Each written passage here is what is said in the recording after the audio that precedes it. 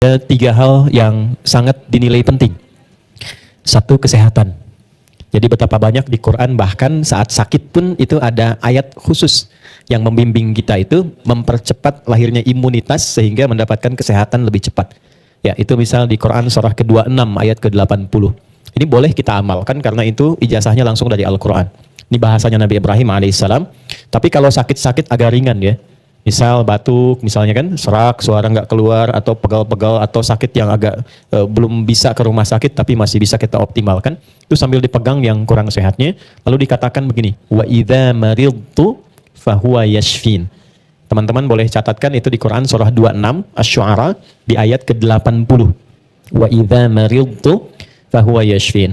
Maksudnya, kalau aku sakit, pasti Allah sembuhkan. Jadi di situ ditanamkan secara psikologi, kalau sakit itu justru jangan mengeluh. Jangan merasa lemah. Justru saat kita itu merasa lemah, ya maka ada sel namanya SK kalau nggak salah atau NK ya. Itu ada sel yang memperkuat imunitas kita, dia akan jatuh saat kita merasa lemah. Banyak saat Covid kemarin demikian deh. Ya, saya baru tahu itu karena kemarin baru ngisi ada simposium 123 rumah sakit, kita diskusi tentang pendekatan agama dan pendekatan medis. Nah, salah satunya itu. Ternyata sesuai. Saya pernah mengisi di Kalimantan, itu maghrib, akan dekat maghrib, 10 menit lagi suara hilang. Ternyata suara hilang. Lalu kemudian sedikit dikasih herbal, kemudian dipegang baca ayat tadi itu. Ya Allah, engkau yang tugaskan aku, engkau yang ciptakan, engkau yang ujikan, pasti engkau sembuhkan. Kemudian kita tingkatkan keyakinan, alhamdulillah begitu mengisi, ada lagi. Dan setelah ceramah, hilang lagi. Ya supaya istirahat dulu gitu ya, nggak banyak ditanya gitu. Setelah itu kembali lagi. Itu satu. Nah yang kedua, kalau sudah ada penyakitnya yang divonis bahkan secara medis, ini nggak mungkin. Ini mustahil. Ini nggak bisa. Itu pindah nanti ayatnya ke Quran surah 21 ayat 83 sampai 84. Quran surah 21 Al-Anbiya ayat 83 sampai 84. Ya kita sambil nunggu rapi dulu baru kita mulai. Itu spiritnya tentang kisah Nabi Ayub. Ya, Nabi Ayub kan salah satu nabi yang diuji dengan penyakit, catat ini, yang tidak pernah dirasakan orang sebelum beliau. Dan tidak akan pernah dialami oleh orang setelah beliau. Ya. Dan pesan moralnya apa? Beliau kan nabi kan? Oke, rasul, orang soleh paling baik di zamannya. Sakit parah. Baik, saya mau tanya. Kalau Nabi Ayub itu berbuat maksiat tidak? Tidak kan? Baik. Pernah berbuat yang buruk tidak? Tidak. Jadi jangan selalu simpulkan kalau sakit itu karena maksiat. Jangan selalu simpulkan kalau sakit itu karena saya banyak salah misalnya. Tidak. Ada di antara sakit itu yang Allah turunkan untuk menunjukkan sayang Allah kepada hambanya. Karena dalam kondisi orang sakit, yang sakitnya sedemikian sulit, bukankah di titik itu dia selalu dipaksa untuk mendekat kepada Tuhannya? Kan nyebut Allah, sholatnya makin meningkat, puasanya makin tambah, zikirnya makin kuat. Nah sedangkan Allah kan paling senang kalau ada hamba yang terkoneksi dengannya. Karena itulah Nabi Ayub, ketika di titik beliau sudah kurang lebih 20 tahun diuji dengan penyakit itu, istrinya tanya begini, ini agak cepat ya, Papa kan Nabi, Rasul. Kalau minta sama Allah pasti dikabul. Kenapa nggak angkat tangan, minta supaya disembuhkan? Perhatikan bagaimana Ayub alaihissalam bertanya, berapa lama kita diuji dengan sehat dan kaya? Nabi Ayub itu kaya, sehat, dan sejahtera, anaknya 12. Sejahtera. Lalu hari pertama diuji, mohon izin, mohon maaf, itu kekayaannya habis. Jadi ternaknya mati semua, kebunnya terbakar. Sehari, habis semua. Hari kedua, 12 anaknya meninggal semua. Oke? Setan menduga ini akan mundur. Ternyata hartanya habis, ya proyeknya hilang, itu ibadahnya makin meningkat. Anaknya meninggal dalam sehari semua, makin meningkat lagi. 2 kali lipat lagi. Terakhir diuji dengan penyakit. Dikira nggak akan berpikir. Ketika istrinya bertanya demikian, apa jawabannya? Mah, berapa lama kita sehat, senang, dan bahagia? Kata istrinya, kurang lebih 70 tahun. Berapa lama kita diuji dengan sakit dan kondisi begini? Kata istrinya kurang lebih 20 tahun. Perhatikan kalimatnya. Saya malu kalau minta sehat sekarang kepada Allah, sementara kita sudah diberikan ujian kebaikan kesehatan selama 70 tahun. Ini kan baru 20 tahun. Nanti kalau sakitnya sudah sama dengan ujian sehatnya, dan bahagia sudah sama dengan ujian sedihnya, sama-sama 70 tahun, baru aku minta. Di titik kesadaran itulah ketika sakitnya sudah mulai mengganggu ibadah, tadinya sholat misalnya bisa berdiri, sekarang sulit. Perhatikan baik-baik. Disitulah kemudian baru Ayub memohon. Diabadikanlah permohonan ini di Quran surah 21 ayat 83 sampai 84. Wa ayyuba. Dan aku buka kisah Ayub untuk inspirasi kata Allah. Idznada rabbahu anni massani yadurru wa anta arhamur rahimin. Ketika beliau berdoa, perhatikan doanya baik-baik. Ya Allah, penyakit ini telah menghalangi dan mengganggu aku untuk beribadah kepadamu. Jadi minta sehatnya itu bukan untuk olahraga. Minta sehatnya bukan untuk bekerja. Tapi minta sehatnya itu untuk ibadah. Itu poinnya. Barangkali dari sekian banyak kita diuji, ada bagian organnya mungkin belum pernah dipakai ibadah. Kan? Nah, pesan keduanya, pesan moralnya, kalau minta sesuatu ingin cepat, arahkan kepentingan ibadah. Jangan diarahkan ke dunia, itu cepat dijawabnya. Sedangkan kau yang paling sayang kepadaku ya Allah, kalau yang paling sayang tidak menyembuhkan, kepada siapa lagi aku mesti memohon? Itu baru dibacakan sampai titik itu langsung turun jawaban. Fastajabna lahu, fakashafna bihi. Ya. Kemudian kami sembuhkan Ayub, lalu kami buka semua kesembuhannya itu. Ya. Lalu apa yang terjadi? Setelah disembuhkan, kami kembalikan keluarganya, kami kembalikan hartanya, dan di ujung ditutup dengan kalimat wa dzikra lil abidin. Kalau ada seorang yang mengalami penyakit serupa seperti Ayub dan mengamalkan amalannya, aku akan berikan anugerah serupa seperti Ayub pernah dapat. Jadi tidak semua ujian yang kita terima itu, baik masalah di rumah tangga, di pekerjaan, atau bahkan sakit, bukan menyebabkan karena kita pernah berbuat salah. Tapi boleh jadi Allah ingin melipat gandakan kasih sayang yang pernah terjadi di antara suami istri, kasih sayang pernah terjadi di antara anak dan orang tua, kasih sayang yang pernah terjadi di antara kerabat, hartanya ingin dilipat gandakan lagi, dan kemuliaannya ingin diberikan lebih. Dengan apa? Dengan dia mengembalikan semua itu kepada Allah Subhanahu wa Ta'ala. Nah, ini pembuka kita. Hari ini kita akan banyak dialog. Saya hanya akan sampaikan materi singkat saja, penutup di pertemuan yang lalu. Setelah itu kita lebarkan dengan diskusi sampai mungkin waktunya memungkinkan kita untuk berpisah. Itu mukaddimah. Sekarang kita baru mau beli. Baik ya. Bismillahirrahmanirrahim. Di pertemuan terakhir yang lalu, kita masih dalam pembahasan tentang fikih salat. Ya. Dasar pembahasan ini adalah pertanyaan tentang kenapa kita mesti salat. Sudah kita jawab di beberapa pertemuan yang lalu. Teman-teman yang baru bergabung, silahkan dicek lagi rekaman sebelumnya untuk mempermudah bahasan. Yang kedua, ini juga paling penting, apa yang kita dapatkan saat kita sholat. Ya? Kenapa kita sholat? Sudah dijawab, intinya ada dua jawaban pokoknya. Satu, untuk membuktikan kebertuhanan kita kepada Allah. Katanya kita mengatakan la ilaha illallah, apa buktinya? Maka ketika kita mengatakan la ilaha illallah, Allah minta buktikan. Apa pembuktiannya ya Allah? Maka diturunkan, buktikan lewat ibadah, sholat kepadaku. Dalam sholat itulah kita menyebut nama Allah, Allahu Akbar sampai selesai salam. Baik, itu ada di Quran surah ke-20 ayat ke-14. Yang kedua, kenapa kita sholat? Sudah? Yang kedua, sholat didesain oleh Allah. Bukan hanya sekedar ibadah ritual dari takbir sampai salam, tapi semua gerakan dan bacaannya disiapkan untuk membimbing pelakunya mendapatkan kesuksesan dan kebahagiaan di semua aktivitas yang ia jalani sampai wafat. Tolong catat baik-baik itu. Jadi sholat ketika diperintahkan bukan sekedar ibadah ritual yang formalitas. Anda berwudu, takbir, salam, 5 kali ditunaikan. Kalau ini yang kita tangkap dan kita pahami, besar kemungkinan potensi sholat itu akan dipahami sebagai beban saja. Baru tadi sholat, sekarang sholat lagi. Ya kan? Kenapa sih harus 4 rakaat? Karena apa? Karena pesan-pesan atau hikmah yang berada di balik ibadah ini tidak dipelajari terlebih dahulu. Itulah sebabnya Allah memberikan pesan sebelum sholat. Kalau engkau ingin mendapatkan kenikmatan sholatmu, kenyamanan sholatmu, menjawab pertanyaanmu, pelajari dulu tentang semua bacaan dan gerakan sholat dari mulai bertakbir sampai dengan salam. Itu yang dimaksud di Quran surah 29 di ayat ke-45 yang telah kita bahas. Ya, gabungan antara sukses dan bahagia, and happiness, sukses dan bahagia, itu dalam bahasa Arab disebut dengan falah namanya. Jadi kalau sukses saja tanpa bahagia, itu fauz namanya. Turunannya 29 kali disebutkan di Quran. Faiz, fauzi, faizin, fauzan, faizah. Kalau ada yang namanya faiz, fauzan, faizah, itu artinya orang yang diharapkan sukses selama hidupnya. Walaupun belum tentu bahagia. Satu. Ya, itu nama ya. Oke. Kedua, kalau bahagia saja, tapi belum tentu sukses, itu fariha namanya. Fariha, turunannya farah, farahan, ya, itu fariha. Jadi kalau ada yang namanya farhan, farah, orang yang diharapkan bahagia selama hidupnya. Walaupun belum tentu sukses. Nah, teman-teman tinggal pilih aja. Saya yakin pilih yang ketiga. Ya? Kaya tapi gelisah atau miskin tapi tenang? Oke. Kaya tapi tenang. Kalau Anda gabungkan kaya, sukses, dan tenang, bahagia, itu bahasa Arabnya falah namanya. falah. Nah, teman-teman masih ingat nggak kalau kita mau sholat itu panggilannya disebut apa? Panggilannya disebut apa? Adzan kan? Adzan itu dari kata udhun, artinya telinga. Jamaknya adzan. Lafadz ini kenapa disebut adzan? Ingin memberikan kesan yang kuat. Hei, dengarkan oleh telingamu, tanamkan pada hatimu. Aku minta sholat bukan ingin membebani engkau supaya ruku dan sujud. Aku nggak butuh itu. Dan orang nggak sholat tidak akan menurunkan status Allah sebagai Tuhan. Kita dipaksa sholat, diperdengarkan di telinga kita. 24 jam. 5 kali sehari. Hayya 'alas shalah. Ayo sholat. Apa tujuannya? Hayya 'alal falah.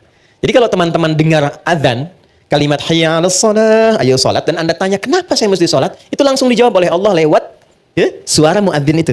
Hayya 'alal falah. Karena semua gerakan dan bacaan sholat itu mengantarkan pada kesuksesan dan kebahagiaan. Ini gambarannya.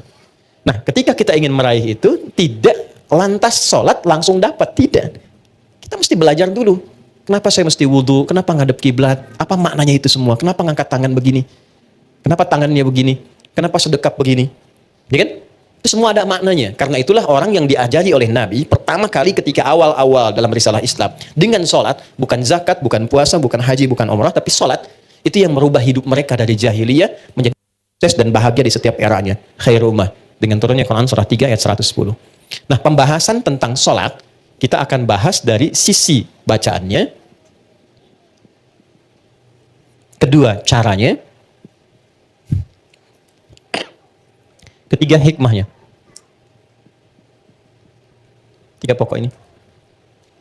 Dan sudah kita awali dari mulai wudhu sampai terakhir kita kemarin Al-Fatihah. Sampai ke iyyaka na'budu wa iyyaka nasta'in. Sampai ke titik itu. Jadi teman-teman yang baru bergabung, dicek dulu yang sebelumnya, lantas baru kita sambungkan ke topik kita kali ini. Jadi kalau ada bacaan, gimana cara bacanya? Setelah itu, apa hikmah di balik bacaan itu? Sehingga saat baca itu kita merasakan kenikmatan bacaannya. Oke? Baik. Yuk, di titik ini saya mesti buka dulu supaya kita ada ketersambungan yang sama dalam pembahasannya. Hari ini kita akan sempurnakan dengan pembahasan akhir di penutup Al-Fatihah dan pembuka surah. Kita selesaikan berdiri, baru kemudian pertemuan berikutnya masuk ke ruku. Baik, teman-teman masih ingat di pertemuan yang lalu, kalau orang benar baca Al-Fatihahnya, dan sudah kemarin kita berlatih baca, masih ingat hadisnya? Kalau dia sampai bacaan iyyaka na'budu wa iyyaka nasta'in, ya Allah, engkau perintahkan aku sholat, ibadah, sekarang aku sholat. Dan engkau janjikan saat aku sholat, engkau akan mengabulkan apa yang aku mohonkan. Sekarang aku punya kesulitan, mohon mudahkan dan kabulkan apa yang akan aku mohonkan. Itu yang dimaksud iyyaka na'budu wa iyyaka nasta'in. Oke, sekarang saya mau tanya sama teman-teman. Kalau kita diperkenankan untuk meminta apa saja dan itu dikabulkan, kira-kira mau minta apa? Surga. Baik, surga kan di akhirat ya. Rezeki, baik, rezeki di dunia ya. Sehat, apa lagi? Banyak ya? Banyak ya? Dulu kalau nggak salah ada acara di TV itu dalam semenit ambil apa aja gitu kan? Ya, yang kamu inginkan kan? Ternyata nggak sempat kamu juga semua ya. Oke? Nah, lihat hadisnya. Hadza baini wa baina abdi wa li abdi ma sa'al. Ini perjanjian untukku dan untuk hambaku. Kalau hambaku benar pada bacaan ini sampai di titik ini dari awal dia salat. Apapun yang dia minta aku akan berikan. Apapun yang dia minta aku akan berikan. Dan tidak sedikit orang soleh, termasuk para nabi, orang-orang soleh yang hidup di setiap generasi, kalau setiap ada masalah rata-rata salat. Demi Allah, rata-rata sholat. Saya tidak bermaksud memberikan nasihat ya, hanya sharing saja. Ada pesan di Quran gini, kalau sedang ada masalah, khususnya di rumah tangga, itu curhatkan di atas sajadah. Itu poinnya. Kalau sedang ada masalah, khususnya di rumah tangga, curhatkan di atas sajadah. Itu ada di Quran, surah ke-12 ayat 86. Innama ashku bathi wa huzni ilallah. Adukan, tumpahkan di atas sajadah. Maka yang pertama Allah berikan satu ketenangan dalam jiwa. Jadi walaupun solusinya belum ada, tapi hatinya sudah tenang. Ya. Awas sajadahnya nggak usah dilebarkan sampai ke Instagram, ke Facebook, nggak usah. Ya, di tempat kita aja. Semakin lebar, semakin meluas persoalannya. Itu janji Allah.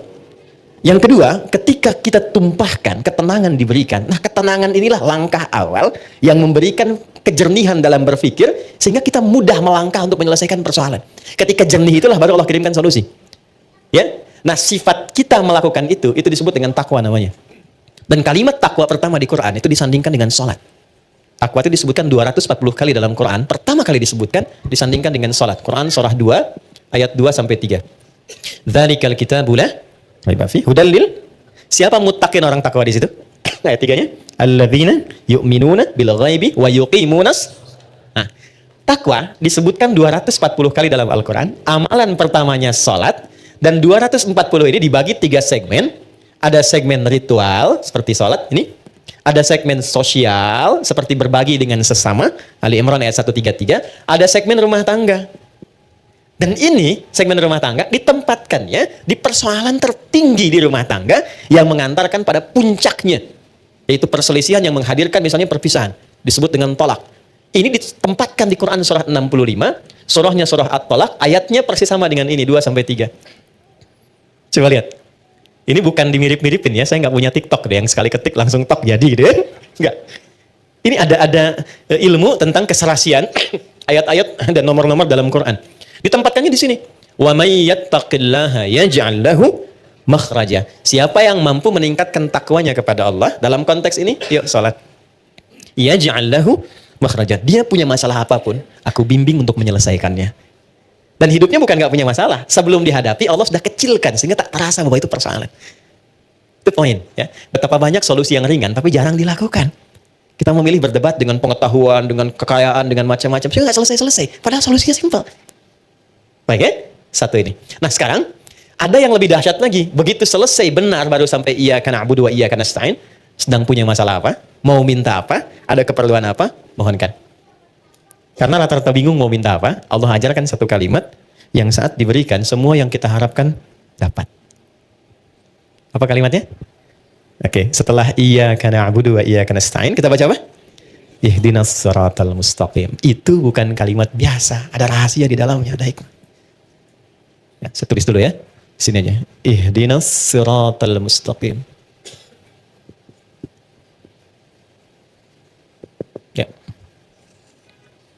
Pelan-pelan. Nanti kita belajar sama-sama cara baca ini dan menyelaraskannya dengan suasana hati kita seperti apa. Karena ini dijawab nanti ketika kita baca, ada jawabannya di ayat lain. Baik kan? Ihdinas siratal mustaqim. Nah, teman-teman kalau diterjemahkannya apa? Tunjukkan kami jalan yang lurus. Nah, itu terjemah tekstual. Baik kan? Itu bisa efektif dibaca saat haji nanti. Ya, saya pernah jadi petugas 2010, ada jemaah tersesat, keluar dari maktab, dia bingung ketemu tentara orang Arab, dia nanya. Jadi orang Arab yang nggak bisa bahasa Indonesia, dia nggak bisa bahasa Arab, tapi pintar orangnya, tidak putus harapan. Dia buka gawang maktabnya, ditunjukkan, Pak katanya, ihdinas siratal mustaqim. Tunjukkan saya jalan yang lurus ke maktab. Ya? Tapi yang hebat tentaranya itu juga nggak kalah cerdik. Begitu dilihat maktabnya kan ada di gelangnya itu. Maka dia tunjukkan siratal ladzina an'amta 'alaihim ghairil maghdubi 'alaihim waladdallin. Lurus jalan ini, jangan belok-belok kamu sampai gitu. Itu pernah kejadian. Oke. Ihdina. Ya Allah mohon tunjukkan kami. Ihdina itu dari ahda yuhdi, asalnya dari hidayah. Hidayah superlatifnya hudan. Oke, pelan-pelan. Ihdi itu bentuk permohonan. Berikan kami hudan. Ini asalnya. Pelan-pelan. Berikan kami hudan. Apa itu hudan? Hudan itu asalnya semua solusi yang kita butuhkan dalam hidup. Simpel sekali. Semua solusi yang kita butuhkan dalam hidup. Contoh. Al-Quran itu disebut hudan oleh Allah. Al-Baqarah ayat 185. Ya syahrul Ramadan alladzi unzila fihil Quran hudan linnas. Kenapa Al-Quran disebut hudan? Karena isinya 6.236 ayat dari Al-Fatihah sampai An-Nas, itu semua isinya solusi buat kehidupan kita. Tentang anak ada di situ, tentang pekerjaan ada di situ, tentang maaf ya, semua hal yang kita jalani dalam hidup dari mulai lahir sampai wafat itu ada di situ semua. Jadi bukan ayat bacaan yang hampa makna, bukan. Itu semua kalau dikeluarkan itu ada temanya secara tematik. Imam Al-Bukhari itu mengeluarkan 97 tema dari Quran. Disusun di dalam kitab beliau namanya Sahih Al-Bukhari. Bukan kitab hadis mata, bukan. Itu ada temanya. Dari mulai tentang iman, Anda bertanya kenapa iman saya suka naik turun. Kalau naik semangat ibadah, kalau turun saya agak malas gitu ya. Di sini nanti dikeluarkan ayatnya, topiknya apa, lalu ayatnya, lalu hadisnya, sejumlah 57 hadis. Ada bab bisnis kitabul buyu'ah. Teman-teman yang pebisnis, pengusaha, pengen belajar value dari Quran dan hadis, membimbing kita bisnis. Ya, demi Allah saya katakan, sahabat-sahabat Nabi dan tabi'in generasi setelah itu, Yang mengaji dari topik ini, tema bisnis, itu setelah belajar mempraktekkan, tidak pernah ada yang kembali modal. Semua kembali untung. Dan kekayaannya itu di atas rata-rata. Ya, saya mau sebut Abdurrahman bin Auf, itu sebelum masuk Islam dan belajar dari Quran, itu kekayaannya itu standar aja walaupun kaya. Tapi setelah masuk Islam, itu kemarin riset saya tentang beberapa para sahabat, itu kekayaannya divaluasi kalau kekinian, itu sampai dengan 72.000 triliun. Dan ini riset ilmiah yang kemarin kami kaji, 72.000 triliun. Sekarang Elon Musk baru 3.000 ya. Jeff Bezos juga demikian kan, baru di kisaran itu dulu 72.000. Dan hebatnya masuk surga juga tuh. Masuk surga juga daripada miskin gak jelas kan. Nah ini masuk surga juga. Oke. Jadi poinnya begini. Saya agak cepat langsung karena waktu kita terbatas. Ihdina, ya Allah berikan aku hudan. Solusi dari masalah yang aku rasakan sekarang. Nah saat teman-teman membacakan itu, coba di hatinya rasakan sedang punya masalah apa yang dirasakan. Gitu. Ini jarang dibaca begitu kan. Kan normal saja kan. Ihdinas siratal mustaqim siratal ladzina an'amta 'alaihim ghairil maghdubi 'alaihim waladdallin. Amin, selesai. Sampai di situ benar untuk menggugurkan rukun dalam salat. Sah salatnya. Tapi Anda nggak dapat ini. Nggak dapat kenikmatannya. Jadi begitu Anda bacakan ihdinas siratal mustaqim, rasakan dalam hati kita, nggak perlu diungkapkan. Kita belum sujud. Nggak perlu diungkapkan. Rasakan dalam hati ada masalah apa yang dibawa dalam salat. Karena Allah itu Maha tahu orang salat itu pasti punya persoalan. Pasti bawa masalah. Ini kan tenang-tenang senyum-senyum itu, ya boleh jadi juga ada masalah kan. Nggak semuanya tenang kan dalam hatinya kan. Sama. Nggak ada orang dari subuh sampai zuhur nggak punya masalah. Itu nggak ada itu. Ya nggak ada. Semua orang punya persoalannya. Maka Allah tunggu sampai zuhur itu, kita minta supaya diselesaikan. Maka ketika selesai zuhur, nikmat kita menjalani siang sampai sore. Itu hikmahnya demikian. Filosofinya begitu. Jadi begitu Anda bacakan, ihdinas siratal mustaqim, ya Allah mohon berikan solusi. Kan? Atas semua persoalan yang hamba sedang rasakan saat ini dan Engkau Maha mengetahui dengan itu semua. Oke. Lalu Allah berikan. Saya mau tanya teman-teman, mohon izin ya. Kalau diberi itu pengen cepat, pengen lambat? Ingin mudah, ingin sulit? Mudah kan? Baik. Kalau ada jalan berliku dengan jalan lurus, yang paling cepat yang lurus atau yang belok-belok? Lurus kan? Nah, lurus itu namanya siratal mustaqim. Mustaqim itu lurus, artinya mudah. Sirat itu lapang. Jadi sirat itu, jembatan kan yang sering kita pahami ya, jembatan, itu sebetulnya bukan jembatan sempit. Kan Nabi pernah sampaikan, kayak rambut di bawah 7 kan? Ya kan? Nah itu menjadi sempit pada orang yang banyak maksiat dan kurang amal. Tapi bagi orang yang dekat dengan Tuhan, dia mendedikasikan kegiatan di dunianya untuk beribadah kepada Allah dengan berbuat baik, maka itu menjadi lapang. Ketika lapang itulah menjadi sirat namanya. Paham? Baik, jadi seakan kita minta begini, ya Allah, mohon berikan aku solusi dan lapangkan saat aku menerimanya serta mudahkan dalam prosesnya. Jelas? Lapangkan aku saat menerimanya dan mudahkan dalam menjalani prosesnya. Oke. Saya kasih pertanyaan, kalau bisa jawab saya kasih hadiah umroh ya. Saya serius. Saya serius. Bintang 5 di Mekah Madinah. Oke. Salat sendiri kan? Ya kan? Walaupun berjamaah kan kita sendiri kan? Ya kan? Nanti sifatnya jamaah dengan banyak orang. Kenapa di sini mintanya tunjukkan pada kami, padahal kita sendiri? Ihdina. Kenapa nggak ihdi? Oke, silakan. Ya, boleh.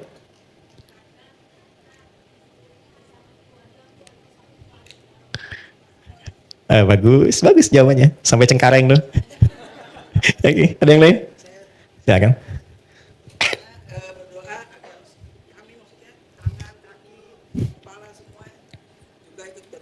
Bagus. Sampai migrasi. Waktu habis. Waktu habis. Dari sini, saya cepat saja. Gini, ini filosofi dalamnya. Ini saya kasih yang paling dalam sekali. Maaf ya. Kalau kita sedang punya masalah. Masalah itu untuk sendiri atau kadang ada yang terlibat di sekitaran kita. Oke. Bagi kita mudah, tapi mungkin bagi pasangan kita belum tentu itu mudah. Bagi kita dan pasangan mudah, tapi mungkin bagi ayah dan ibunya belum tentu mudah. Bagi suami istri mudah, tapi bagi anak belum tentu mudah.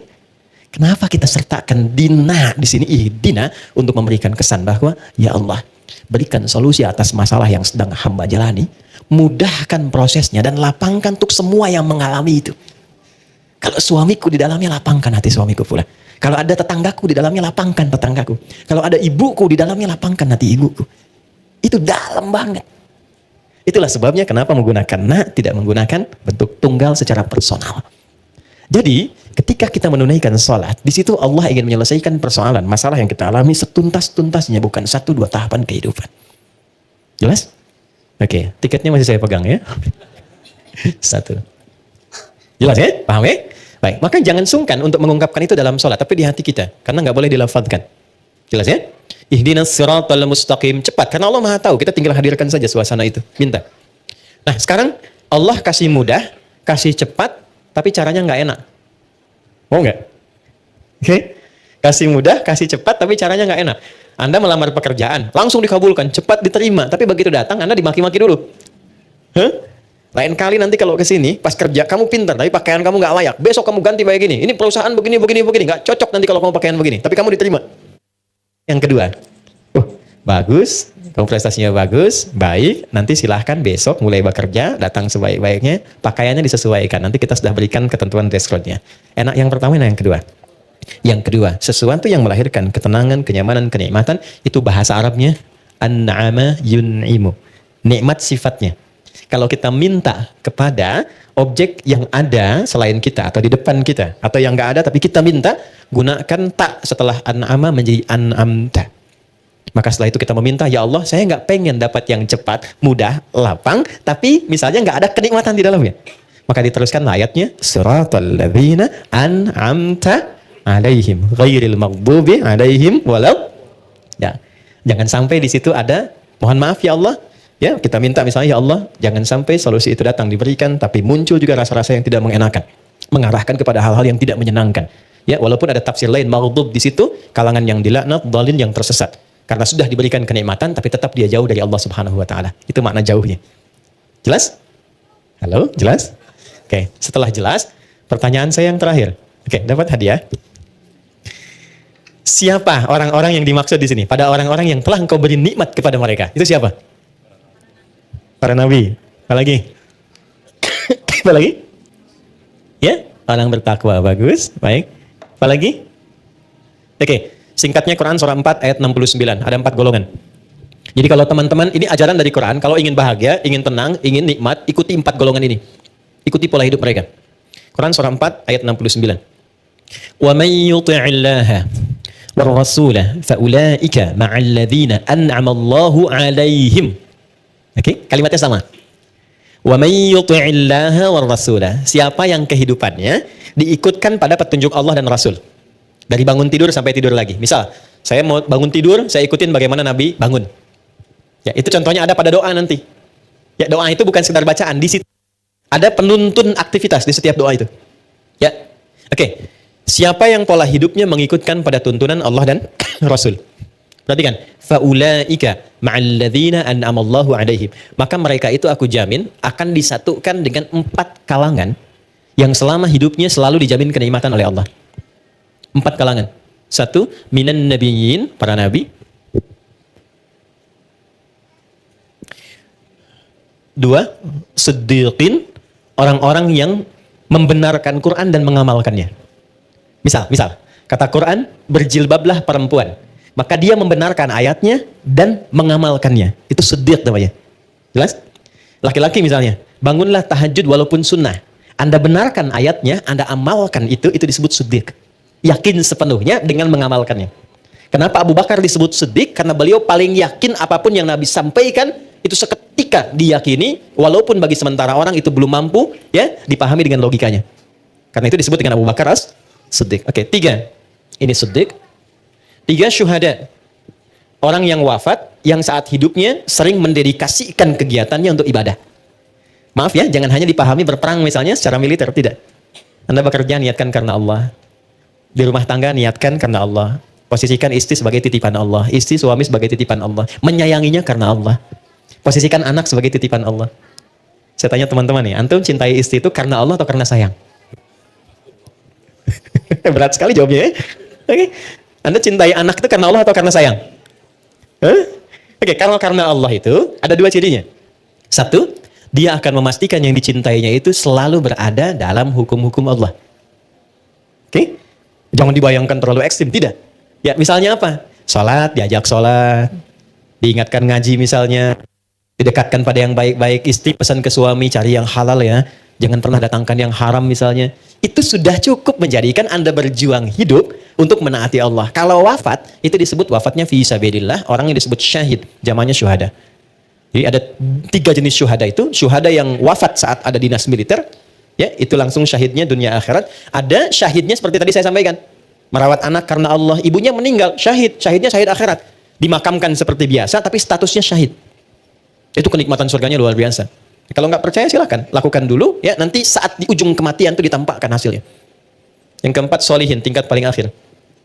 Wassalihin. Ya. Saya akhiri di sini dengan cepat. Solihin itu singkatnya orang yang memastikan semua kegiatannya baik. Ya, kalau memandang yang baik. Kalau bicara, dia bicara yang baik-baik. Kalau kira-kira yang mau dikeluarkan itu kurang baik, dia tahan, dia nggak ungkapkan. Ketemu sama istri nih, ada beda pendapat. Dia mau cerita. Kemudian mau keluar kata-kata nggak baik, dia jaga supaya menenangkan istri, nggak menyinggungnya. Itu masuk kategori ini. Oke? Begitu sebaliknya. Ujung kepala sampai ujung kaki, dia arahkan melangkah pada yang baik, bekerja yang baik, maka masuk kategori ini. Untuk perempuan salihat, untuk laki-laki salihin.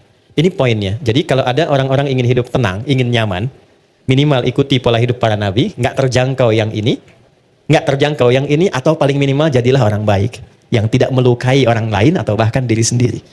Jelas?